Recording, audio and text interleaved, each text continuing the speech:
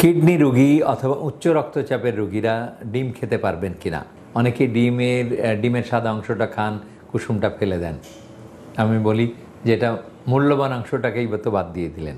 মানে আপনি যদি এখন তো ডিম অনেক বেশি দাম পড়ে গেছে, কাজে বেশিরভাগ টাকাই কুসুমের পেছনে চলে যাবে, তাহলে আপনার টাকা সব জলে পড়ে যাবে।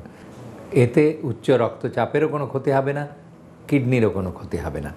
ডিমের কুসুমের মধ্যে বা হলুদ অংশের মধ্যে আছে প্রচুর ভিটামিনস এবং অতি প্রয়োজনীয় কোলেস্টেরল। আমরা যে কোলেস্টেরলটা মানে যে লিপিডটা আমাদের ক্ষতি করে না, আমরা বলি হাই ডেনসিটি লাইপোপ্রোটিন বা HDL, এটা আমাদের প্রয়োজনীয়। কাজেই এইটার সংখ্যাটা বেড়ে যাবে।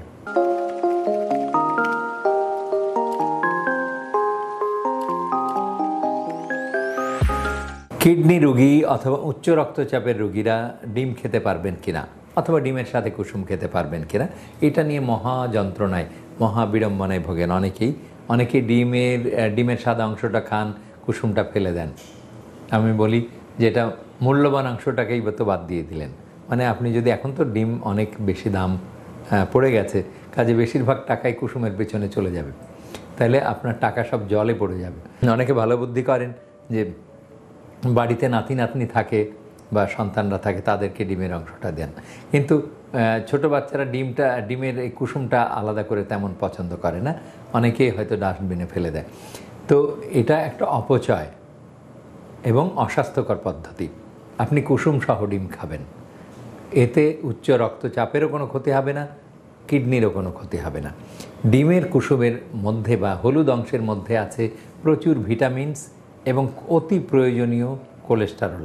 আমরা যে কোলেস্টেরলটা মানে যে লিপিডটা আমাদের ক্ষতি করে না, আমরা বলি হাই ডেনসিটি লাইপোপ্রোটিন বা HDL, এটা আমাদের প্রয়োজনীয়। কাজেই এইটার সংখ্যাটা বেড়ে যাবে।